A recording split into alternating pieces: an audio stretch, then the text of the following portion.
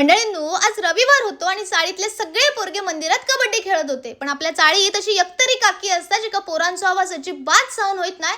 म्हणून काकी असे काय तापले ना आमच्यावर की जणू सूर्याची किरणा फेकून मारित होते. पण आमची काकी काय तुमका कमी या म्हणून भांडा आपटला, शब्दाक शब्द वाढलो आणि शेवटी सगळे औषध आपापल्या पोरग्यांका घेऊन घरात गेले. आणि खरा रामायण म्हणून आमच्याकडे चालू झाला. गेली 20 वर्ष आमची काकी चाळीत राहता आणि ह्या रोजच्या भांडणात अक्षरशः ती वैतागलेली. शेवटी तिनं म्हटल्यान की ह्याच्यावर माका तोडगं व्हा, हय माका रवाचं नाही. शेवटी आम्हीच ती हो काकीचीच लेकरा.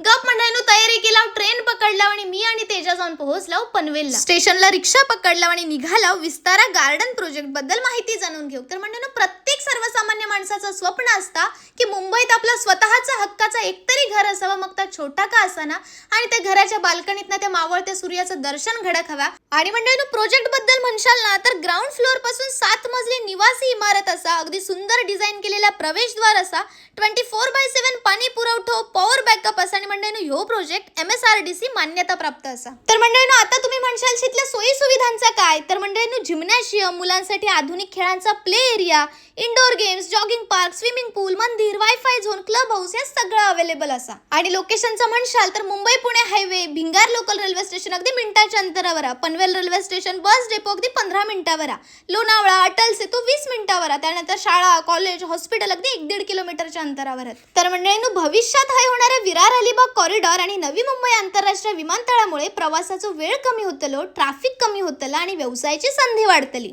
तर मंडळींनो, वाट कसली बघतास, आजच यश कदम सरांका कॉन्टॅक्ट करा आणि या गुढीपाडव्याच्या शुभ मुहूर्तावर आपल्या हक्काचा घर बुक करा.